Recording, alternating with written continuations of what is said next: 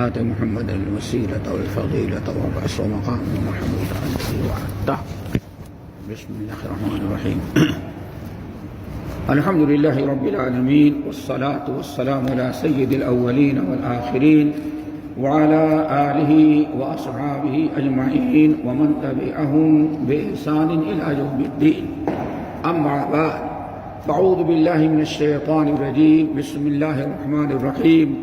يا أيها الناس اعبدوا ربكم الذي خلقكم والذين من قبلكم لعلكم تتقون. محترم حضرات، دینی بھائیوں، بہنوں اور نوجوان ساتھیوں، آج خطبے کا موضوع اصل میں ہے القرآن والصیام، کتاب اللہ قرآن مجید اور ماہ رمضان کا روزہ۔ آج انہی دونوں پر خطبہ ہے۔ اللہ تعالی ہمیں دونوں عمل کرنے کی توفیق نصیب فرمائے۔ جیسے اللہ تعالی ہمیں صحت اور عافیت کے ساتھ روزہ رکھنے کی توفیق دی ہے اور دے رہا ہے، ایسے ہی اللہ تعالیٰ اپنی کتاب قرآن مجید کے پڑھنے، پڑھانے، سیکھنے، سکھانے اور اس پر عمل کرنے کی بھی توفیق نصیب فرمائے۔ اللہ رب العالمین نے ماہ رمضان میں جو بڑے رمضان کی بڑی خصوصیات ہیں دوستوں، ان میں ایک ہے یہ شہر القرآن ہے، یعنی اللہ رب العالمین نے ماہ رمضان ہی میں اپنی کتاب قرآن کو نازل کیا۔ بلکہ بعض روایات کے مطابق اللہ تعالیٰ نے جتنی آسمانی کتابیں نازل کی ہیں، تورات ہو، انجیل ہو، زبور ہو یا صحیفہ ابراہیم ہو، جتنی کتابیں اللہ رب العالمین نے اتنی صحیفے اپنے نبیوں پر نازل کیا ہے، تمام کو ماہ رمضان ہی میں نازل کیا۔ اس لیے کہا جاتا ہے کہ رمضان صرف قرآن ہی کے نزول کا مہینہ نہیں ہے، بلکہ قرآن سے پہلے بھی جتنی آسمانی کتابیں آئی ہیں، اللہ تعالیٰ ان کتابوں کے نزول کے لیے جو مہینہ مقرر کیا تھا، منتخب کیا، وہ مہینہ ماہ رمضان کا تھا۔ رب العالمین نے فرمایا شہر رمضان الذی انزل فیہ القرآن ھدی للناس وبینات من الھدی والفرقان فمن شہد منکم الشہر فلیصمہ۔ میرے بندو، رمضان ہی کا وہ مہینہ ہے جس میں اللہ تعالیٰ نے قرآن پاک نازل کیا، جو لوگوں کی ہدایت اور رہنمائی ہے، وبینات من الھدی، اور کھلے ہوئے احکام اور نشانیاں ہیں، والفرقان، اور حق اور باطل کا فیصلہ کرنے والی یہ قرآن مجید ہے۔ اللہ رب العالمین نے ارشاد فرمایا فمن شہد منکم الشہر فلیصمہ، تم میں جو انسان ماہ رمضان میں مقیم ہو، حالت صحت میں ہو، صحت اسے چاہیے کہ روزہ رکھے، روزہ اس کے اوپر فرض ہے۔ اگر کوئی بیمار ہے یا مسافر ہے تو اگر روزہ چھوڑ دیتا ہے تو بعد میں فعدۃ من ایام اخر، اتنے دن کا روزہ رکھنا اس پر فرض ہے۔ اللہ رب العالمین چونکہ رمضان کے مہینے میں قرآن مجید نازل کیا ہے، اسی لیے ماہ رمضان کا چاند نکلتے ہی اللہ تعالیٰ جبرائیل امین کو پورے رمضان بھر، رمضان کی ہر رات میں اللہ تعالیٰ جبرائیل امین کو زمین پر بھیجتا تھا، اور نبی علیہ السلام کے پاس آ کر کے فیدارسہ القرآن، قرآن کا مدارسہ کرتے۔ اور صحیح بخاری کی روایت میں جس وضاحت ہے، جس کے اندر اللہ نے ارشاد فرمایا، عبداللہ بن عباس رضی اللہ تعالیٰ عنہما حدیث کے راوی ہیں، کہتے ہیں کہ نبی فیعرض علیہ القرآن، نبی علیہ السلام جتنا قرآن نازل ہو چکا رہتا وہ پورا کا پورا جبرائیل امین کے ساتھ پر عرض کرتے، نہیں پیش کرتے، سناتے۔ جبرائیل امین سنتے اور نبی علیہ السلام قرآن پاک کی تلاوت کرتے اور کہتے ہیں وذالک فی کل لیلۃ من رمضان، اور کسی ایک دن کا نظام نہیں تھا، پورے رمضان کی ساری راتوں میں جبرائیل امین اس طرح سے آتے تھے اور نبی علیہ السلام قرآن پر پیش کرتے تھے۔ رب العالمین نے ایمان والوں کو خطاب کرتے ہوئے فرمایا یا ایھا الذین آمنوا کتب علیکم الصیام کما کتب علی الذین من قبلکم لعلکم تتقون۔ اے ایمان والو، اللہ نے تم پر ماہ رمضان کا روزہ فرض قرار دے دیا ہے، کما کتب علی الذین من قبلکم، جیسے کہ تم سے پہلے بھی امتوں پر اللہ نے نے ماہ رمضان کو روزہ فرض قرار دیا تھا، ایسے ہی تمہارے اوپر بھی فرض قرار دیا ہے۔ اور روزہ فرض کرنے کا مقصد یہ نہیں کہ تمہیں بھوکا پیاسا رکھا جائے، مقصد ہے لعلکم تتقون، مقصد یہ کہ ماہ رمضان کی برکت سے، روزے کی برکت سے تمہارے اندر تقوی آ جائے اور تم پرہیزگار بن جاؤ۔ اللہ رب العالمین نے تقوی حاصل کرنے کے اسباب میں دو چیزیں بڑی اہم رکھی ہیں۔ ایک تو ماہ رمضان کا روزہ ہے کہ جو انسان صدق دل کے ساتھ، اخلاص کے ساتھ روزے کے تمام آداب و احکام کو کا لحاظ رکھتے ہوئے ماہ رمضان کا روزہ رکھتا ہے تو اللہ تعالیٰ اس کو تقوی ضرور عطا کرتے ہیں۔ کیوں؟ اللہ کا وعدہ ہے کہ لعلکم تتقون، روزہ اس لیے فرض قرار دیا گیا تاکہ تمہارے اندر تقوی آ جائے، اور تقوی سے بڑی نعمت کوئی دوسری نہیں ہوتی۔ اللہ تعالیٰ نے قرآن پاک کے اندر جہاں دیکھیں گے کامیابی کا دار و مدار تقوی پر رکھا ہے۔ ان للمتقین مفازا، کامیابی تو متقین کے لیے ہے۔ اگر ماہ رمضان کی برکت سے دوستو ہمارے اندر تقوی آ جائے تو اس کا مطلب ہے اللہ تعالیٰ نے آخرت کی کامیابی کا سامان، ہم آخرت کی کامیابی ہمیں عطا کر دی۔ کیوں؟ ایک دو مقام پر نہیں، بہت سارے مقامات پر اللہ تعالیٰ نے آخرت کی کامیابی کو وہ تقوی پر رکھا ہے۔ ان للمتقین فی ظلال وعیون، ان المتقین فی جنات ونہر، ان للمتقین مفازا۔ پورے قرآن پاک کو پڑھیں، متقین کے اعدت للمتقین، یہ جنت تیار کی گئی متقین کے لیے۔ تو ہمارے اندر تقوی آ جائے، اسی لیے اللہ تعالیٰ ہمارے اوپر ماہ رمضان کا روزہ فرض قرار دیا ہے۔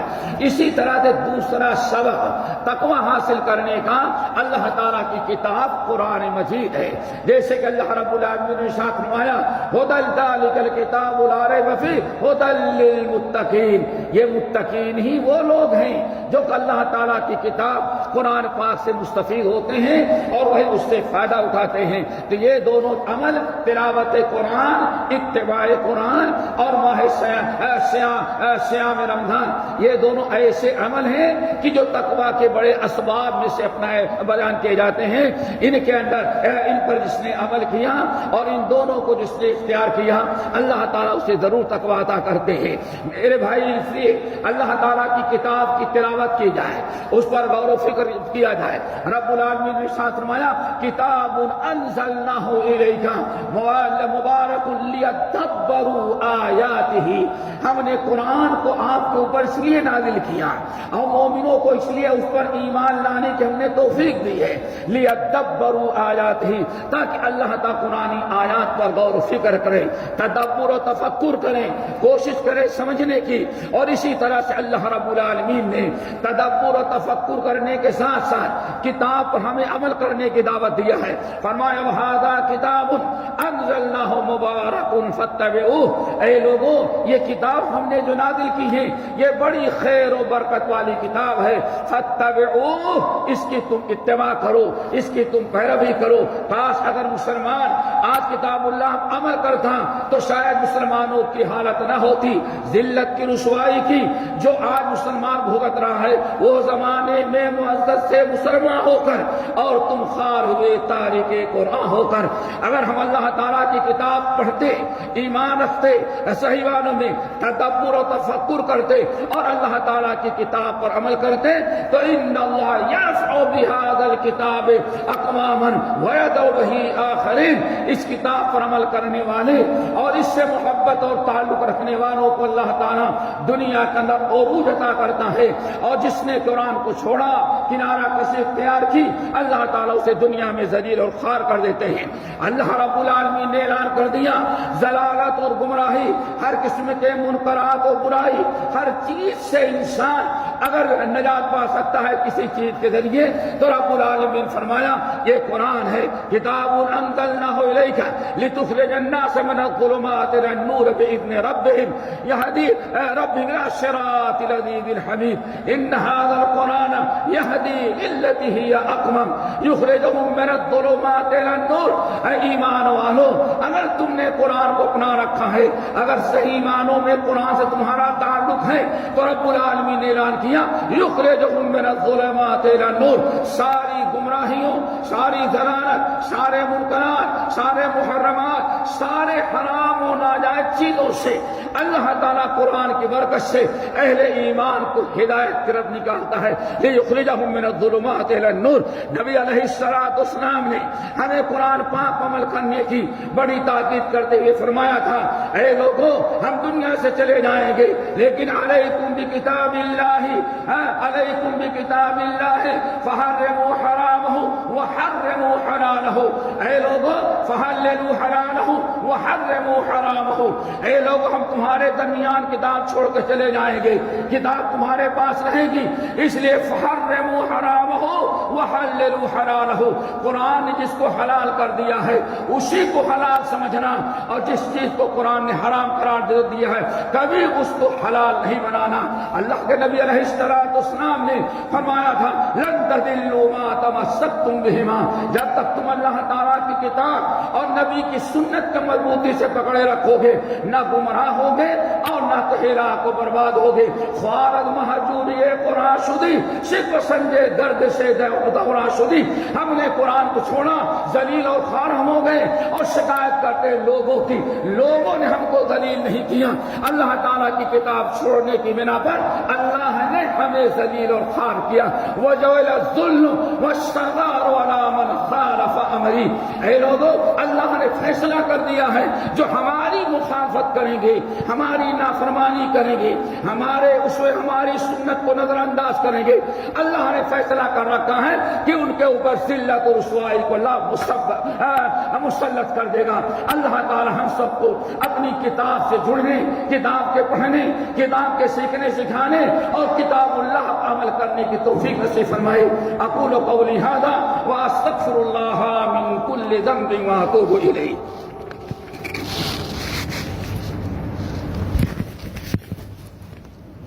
الحمد للہ وکفی وسلام علی عبادہ الذین اصطفی اما بعد۔ دوستو قرآن اور سیام اور قرآن اور روزہ دونوں کو اللہ نے بالکل جوڑ دیا ہے، دنیا میں بھی جوڑا ہے اور آخرت میں اللہ رب العالمین آخرت میں بھی دونوں کو ساتھ اٹھائے گا۔ حدیث بڑی مشہور ہے، حضرت عبداللہ ابن عمرو بن العاص رضی اللہ تعالیٰ عنہ کی حدیث، جس کو امام احمد بن حنبل نے اپنی مسند میں، امام بہقی نے شعب الایمان نے، طبرانی نے اپنے معاجم کے اندر بسند صحیح نقل کیا ہے کہ نبی علیہ السلام نے ارشاد فرمایا، ان الصیام والقرآن یشفعان للعبد یوم القیامہ یقول الصیام رب انی منعته عن الطعام والشہوات بالنہار فشفعنی فیہ، ویقول القرآن رب منعته من النوم باللیل فشفعنی فیہ فیشفعان او کما قال علیہ السلام۔ آپ نے ارشاد فرمایا قیامت کے دن حشر کے میدان میں ایک انسان رب کے سامنے حساب کتاب کے لیے کھڑا ہوگا اور ایسے حالت میں ہوگا کہ دنیا کا مال، دنیا کی دولت، اہل و عیال، دوست احباب، یوم یفر المرء من اخیہ وامہ وابیہ وصاحبتہ وبنیہ لکل امرئ منہم یومئذ شأن یغنیہ ولا یسأل حمیم حمیما یبشرونہ۔ ایک دوسرے کو دیکھتے ہوں گے، ماں دیکھتی ہوگی میرا بیٹا ہے، باپ دیکھتا ہوگا میرا بیٹا ہے، اولاد دیکھتی ہوگی یہ میری ماں میرا باپ ہے، بھائی اپنے بہن کو دیکھتا ہوگا، یبشرونہ، ایک دوسرے پر کیا گزر رہی ہے، کس پریشانی میں ہے، ایک دوسرے کو دیکھتے ہوں گے۔ دعا کرو اللہ یہ مرحلہ ہم سب کے لیے آسان کر دے۔ ایسی حالت میں جب انسان تنہا رب کے سامنے کھڑا ہوگا اور بے انتہا پریشان ہوگا، ایسے موقع پر آپ نے ارشاد فرمایا یجیء الصیام، ایک طرف سے روزہ دوڑتا ہوا آتا ہے، اور آنے کے بعد جو روزہ ہم نے رمضان کا روزہ یا نفلی روزے ہم نے زندگی میں جو روزہ جیسی عبادت کو رکھا ہے، آداب کے ساتھ، اس کے شرائط کے ساتھ اور اس کے مستحبات اور سنن کے ساتھ اگر ہم نے صحیح معنوں میں روزہ رکھا ہے تو نبی علیہ السلام ارشاد فرماتے ہیں روزہ آیا اور آنے کے بعد کہتا ہے یا ربی انا الصیام انی منعتہ عن الطعام والشہوات والشراب۔ اے میرے رب میں روزہ ہوں جو اس بندے پر تو نے فرض کیا تھا، اس بندے نے مجھے رکھا ہے، اے اللہ ہم نے رمضان بھر جب بھی اس نے روزہ رکھا ہم نے نہیں منا تو ہم نے اس کو کھانے سے روک رکھا تھا. بھوک لگتی تھی, کھانے کی ضرورت تھی, لیکن میں آ جاتا تھا. اگر تم نے کھا لیا تو روزہ ٹوٹ جائے گا. وہ شراب, اے رب العالمین, یہ بے انتہا پریشان رہتا تھا پیاس کی وجہ سے. ہم نے پانی تھا, ساری وہ سہولتیں تھی, پانی پی سکتا تھا, لیکن اتنی منع تو ہم آڑے آ جاتے. اگر تم نے اے روزے دار, ہم کو تو نے رکھا ہے, اگر تم نے پانی پی لیا تو ہم ختم ہو جائیں گے, روزہ تیرا ختم ہو گیا. اے اللہ, ہم نے اس کو کھانے سے, پینے سے, اسے شہوات پوری کرنے سے, ہر خواہش سے ہم نے اس کو روک رکھا تھا. فشفعنی فی, میں اس کی زندگی کا روزہ ہوں, اللہ میری شفاعت کو اس کے حق میں قبول کر لے. دعا کرو ایسے ہی روزہ ہمارا ہو, قیامت کے دن جہاں کوئی کام نہ آئے وہاں روزہ آ کر کہے فشفعنی فی, اللہ میں اس بندے کا روزہ ہوں, میری شفاعت کو قبول کر لے. اللہ رسول شاہ فرماتے ہیں ابھی روزہ کا اپنی شفاعت کر کے فارغ ہوا, اتنے میں قرآن فیجیء القرآن, قرآن آ جاتا ہے. یہ اللہ تعالیٰ کی کتاب, یہ قرآن مجید, یہ آتا ہے اور کہتا ہے الہ العالمین انی منعتہ عن النوم باللیل. اے اللہ, یہ بندہ دن بھر کام کرتا, پریشان رہتا, اپنے کاروبار میں رہتا, ڈیوٹی اور نوکری میں رہتا, اور بہت ساری ذمہ داریاں تھی, یہ دن بھر تو ذمہ داری نبھاتا رہتا تھا, مجھے پڑھنے کا موقع نہ ملا.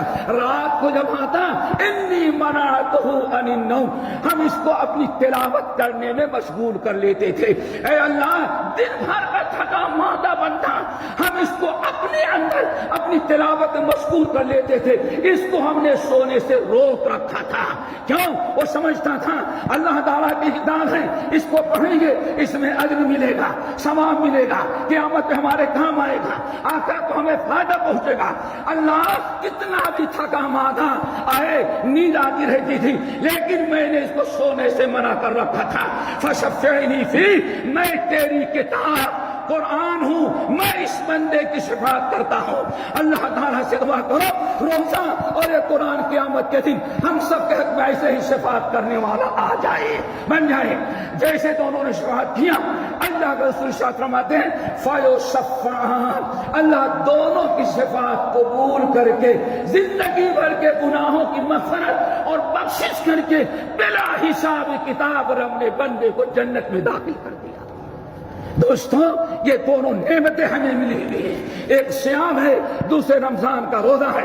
اسی اللہ رسول نے ارشاد فرمایا من قرأ حرفا من کتاب اللہ فلہ بہ حسنۃ والحسنۃ بعشر امثالها. اے لوگوں, جس نے اللہ کی کتاب کا ایک حرف پڑھا, ایک حرف پر اللہ تعالیٰ 10 نیکی دیا کرتے ہیں. اور اسی طرح سے یقال لصاحب القرآن, بڑا خوش نصیب ہوگا قرآن پڑھنے والا, قرآن عمل کرنے والا, قرآن سیکھنے والا, قرآن سکھانے والا. جب قیامت کے دن اللہ رب العالمین, کتنا خوش نصیب ہوگا وہ بندہ جس کو رب جنت کے سامنے کھڑا کرے اور کہے ارکے ورتل, میرے بندے آج تم ایک ایک سیڑھی چڑھتا جا اور قرآن کی تلاوت کرتا جا, جہاں تیرا قرآن ختم ہوگا وہی جنت کی تیری آخری منزل بن جائے گی. اللہ تعالیٰ ہمیں قرآن سے جڑنے کی توفیق نصیب فرمائے. الہ العالمین, ہم نے جو بیمار شفاعت کو عطا فرمائے, جو پریشان حال ہیں اللہ ان کے پریشانی کو دور کر دے, جو مقروض ہیں ان کے قرض کو ادا کرا دے. الہ العالمین, جو بھولے بھٹکے ہیں ان کو ہدایت نصیب کر دے. الہ العالمین, جس ملک میں ہم رہتے ہیں وہاں کے رئیس الدولہ, ان کے نائبین اور ان کے ولی یہ ہے, اللہ رب العالمین ان حضرات سے وہ کام لے جس میں آپ کی رضا ہو. الہ العالمین, خصوصاً جس شہر میں رہتے ہیں وہاں کے حاکم شیخ سلطان قاسمی حفظہ اللہ, اللہ تعالیٰ تمام حضرات ان تمام حضرات کو ہر بنا ہر آفت سے بچا لے. ان سے وہ کام لے جس میں آپ کی رضا ہو, قوم کی بھلا ہو, امت کی خیر ہو, اور یہی ان حضرات کو ایسے تمام چیزوں سے روک لے جس میں آپ کی ناراضگی ہو، ڈگم ہو، امت کا نقصان ہو، قوم و ملت کا خسارہ ہو۔ الہ العالمین اس ملک کو امن و امان کا گہوارہ بنا دے۔ جتنے مسلم ممالک ہیں دنیا میں، ہر مسلم ملک کو اللہ تعالیٰ ہر بلا ہر آفت سے بچائے اور تمام باشندگان کو امن و امان عطا فرما۔ اور جہاں مسلمان اقلیت میں، الہ العالمین اقلیت میں بسنے والے مسلمانوں کی عزت، عفت کی حفاظت فرما۔ اللہم اغفر للمؤمنین والمؤمنات والمسلمین والمسلمات عباد اللہ رحمکم اللہ، ان اللہ یأمر بالعدل والإحسان وإیتاء ذی القربى وینہی عن الفحشاء والمنکر والبغی یعظکم لعلکم تذکرون واذکروا اللہ یذکرکم وادعوہ یستجب لکم ولذکر اللہ تعالی اکبر۔ ہمارے چینل کو سبسکرائب کیجیے اور بیل آئیکن کو دبانا نہ بھولیے تاکہ آپ کو نئی ویڈیو برابر ملتی رہیں۔ لائک اور شیئر کرنا نہ بھولیے۔